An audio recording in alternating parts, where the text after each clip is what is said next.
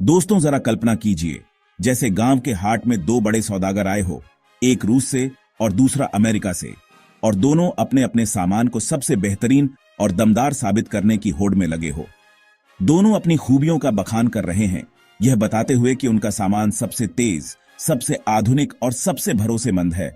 कुछ ऐसा ही नजारा इस समय एरो इंडिया 2025 में देखने को मिल रहा है।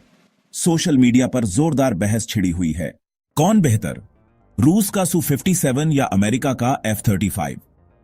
दोनों देशों की पूरी कोशिश है कि भारत उनके 5th जनरेशन फाइटर जेट को खरीदे, क्योंकि भारत कोई छोटा मोटा बाजार नहीं है, बल्कि अरबों खरबों के रक्षा सौदों का केंद्र है। अमेरिका अच्छी तरह जानता है कि भारत जैसा विशाल देश अगर उसके लड़ाकू विमानों को अपनाता है तो यह उसके लिए एक बड़ी उपलब्धि होगी। इसी वजह से उसने F-35 को भारत भेजा है, ताकि भारतीय वायुसेना के सामने एक उन्नत और आकर्षक विकल्प मौजूद रहे। लेकिन असली चुनौती हमारे लिए यह है कि हमारा खुद का 5th जनरेशन फाइटर जेट अभी कई साल दूर है। उम्मीद है कि 2035 तक हम अपना स्वदेशी लड़ाकू विमान बना लेंगे, मगर सवाल यह उठता है कि जब चीन जैसी महाशक्ति पहले ही 6ठी पीढ़ी के फाइटर जेट का ट्रेलर दिखा चुकी है, तो क्या हमारे पास इंतजार करने का वक्त है? बिल्कुल नहीं। हमें अभी ही एक ठोस और दूरगामी फैसला लेना होगा। असली सवाल यही है, कौन सस्ता है, कौन ज्यादा भरोसेमंद है, कौन भारत के सामरिक हितों के लिए उपयुक्त रहेगा। यह कोई आसान फैसला नहीं है, क्योंकि रूस की रक्षा तकनीक को बेहद मजबूत माना जाता है, वहीं अमेरिका भी किसी से पीछे नहीं है। और सबसे बड़ी बात, कीमत। आखिरकार जेब टटोलकर ही सही खरीदारी करनी होगी। तो भारत के सामने अब दो रास्ते हैं, या तो हम इन दोनों महाशक्तियों में से किसी एक का फाइटर जेट खरीदें, या फिर अपनी स्वदेशी तकनीक पर भरोसा करें, तकनीक को और तेजी से आगे बढ़ाएं, ताकि कल कोई और देश हमें अपने हथियार ना बेचे, बल्कि हम अपने बनाए हथियारों पर गर्व कर सके। अब सोचिए, इस युद्ध नीति की बाजीगरी में भारत कौन सी चाल चलेगा? दोस्तों जरा विचार कीजिए, जब देश की रक्षा की बात आती है तो हर निर्णय बहुत सोच समझ कर लिया जाता है। अब अमेरिकी थर्ड और patriot air defence missile system को ही देख लीजिए। इसका प्रदर्शन प्रभावशाली रहा है और इसकी लागत 45 से 50 मिलियन डॉलर के आसपास बैठती है, यानी भारतीय मुद्रा में लगभग 450 करोड़ रुपए। इसमें कुछ अतिरिक्त मिसाइलें और अन्य उन्नत सुविधाएं जोड़ दी जाएं, तो यह राशि और बढ़ सकती है। अब यदि F-35 की बात करें तो इसकी कीमत और भी अधिक है, 85 मिलियन डॉलर से भी ज्यादा, अर्थात भारतीय रुपए में यह आंकड़ा 750 से 800 करोड़ रुपए तक पहुंच जाता है, और यह केवल एक विमान की कीमत है। यदि भारत इसमें अपनी आवश्यकता अनुसार बदलाव कराए, जैसे हमने रफाल के साथ किया था, रडार में सुधार, उन्नत हथियार प्रणाली या अन्य तकनीकी संशोधन, तो लागत और अधिक बढ़ जाएगी।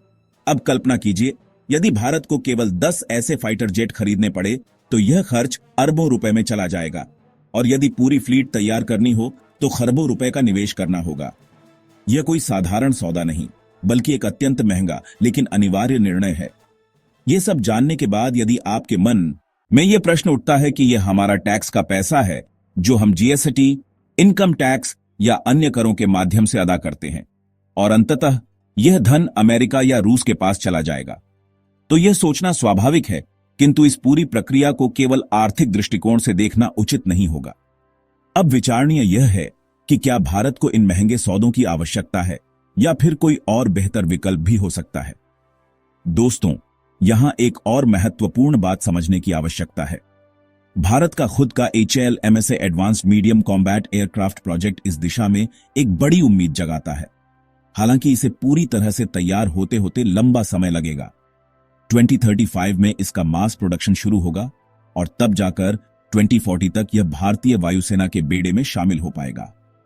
अब यदि इसकी श्रेणियों पर ध्यान दें तो इसका mark 1 variant 5th generation technology से लेस होगा, जबकि मार्क 2 वेरिएंट में 6th जनरेशन टेक्नोलॉजी देखने को मिलेगी। इसका मतलब यह है कि यह परियोजना भारत के दीर्घकालिक रणनीतिक लक्ष्यों के लिए अत्यंत महत्वपूर्ण होगी, लेकिन इसे बनने और उपयोग में आने में लंबा समय लगेगा। अब यदि लागत पर विचार करें तो यह भी कोई सस्ता सौदा नहीं है। 15,000 करोड़ रुपए कोई छोटी रकम नहीं होती। ऐसे में सवाल उठता है कि अमेरिका और रूस जैसे देश इतने महंगे 5th जनरेशन फाइटर जेट्स कैसे बना लेते हैं, और उनकी लागत कैसे मैनेज होती है। इसका उत्तर एक्सपोर्ट्स में छिपा है। रूस और अमेरिका अपने इन फाइटर जेट्स को अन्य देशों को निर्यात करने की योजना के साथ बनाते हैं। इससे उनकी उत्पादन लागत कम हो जाती है और कई बार तो वे इससे अतिरिक्त लाभ भी कमा लेते हैं। यही कारण है कि अमेरिका और रूस इस क्षेत्र में लगातार आगे बढ़ रहे हैं और भारत को भी इस दिशा में अपनी रणनीति को मजबूत करने की आवश्यकता है। अब सवाल उठता है, क्या भारत भी अपने फाइटर जेट्स को वैश्विक स्तर पर प्रतिस्पर्धी बना सकता है या फिर हमें लंबे समय तक दूसरों पर निर्भर रहना पड़ेगा? दोस्तों, भारत इस वक्त एक मुश्किल हालात में है। हमारा पड़ोसी चीन, जो पहले भी कई बार आक्रामक रवैया दिखा चुका है, अब 5th जनरेशन फाइटर जेट बना चुका है। देखने में यह अमेरिकी F-35 जैसा ही लगता है, मानो इसे हूबहू कॉपी कर लिया गया हो। इस स्थिति ने अमेरिका और रूस दोनों की दिलचस्पी बढ़ा दी है, क्योंकि उन्हें पता है कि भारत का AMCA 2035 से पहले नहीं आएगा और तब तक चीन अपने 5th generation stealth fighter jet Pakistan को देने की तैयारी कर चुका होगा। अब समस्या यह है कि यदि पाकिस्तान को ऐसे आधुनिक लड़ाकू विमान मिल जाते हैं तो भारत की सुरक्षा के लिए एक गंभीर चुनौती खड़ी हो जाएगी। ऐसे में अगले 3 से 4 सालों में भारत को कम से कम कुछ 5th जनरेशन फाइटर जेट्स की जरूरत होगी। यह संख्या 10 होगी, 40 होगी या 50, यह अभी तय नहीं है। लेकिन एक बात साफ है, हमें यह फैसला जल्द लेना होगा। एरो इंडिया 2025, जो कि बेंगलुरु में आयोजित एक प्रमुख एयर शो है, भारत के लिए इस चुनौती का समाधान खोजने का मंच बन सकता है। इस इवेंट में न केवल अमेरिका और रूस, बल्कि दुनिया भर की एरोस्मिथ कंपनियां अपने फाइटर जेट्स को प्रदर्शित करेंगी। LCA तेजस को भी शोकेस किया है, जो 4थी पीढ़ी का एयरक्राफ्ट है, और उम्मीद है कि कई देश इसे खरीदने में रुचि दिखाएंगे। अब जब रूस ने अपना Su-57 भारत के सामने पेश किया, तो अमेरिका ने भी पहली बार अपने F-35 को इस शो में भेजने का फैसला किया। आमतौर पर अमेरिका रूसी टेक्नोलॉजी के सामने अपने सबसे उन्नत फाइटर जेट्स नहीं लाता, ताकि रूस उनकी तकनीक को समझ ना सके। मगर इस बार भारत का ऑर्डर इतना बड़ा और रणनीतिक रूप से अहम है कि अमेरिका ने यह अपवाद बना दिया। अब सवाल उठता है, भारत क्या करेगा?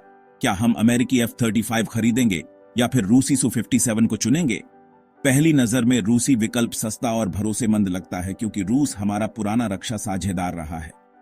लेकिन फिर सवाल उठता है, अमेरिकी F-35 इतना महंगा क्यों है? आखिर इसमें ऐसा क्या खास है जो इसे Su-57 से लगभग 2 गुना महंगा बना देता है? लेकिन यहां केवल तकनीक का ही सवाल नहीं है। एक और बड़ा मुद्दा है डोनाल्ड ट्रंप की रणनीति।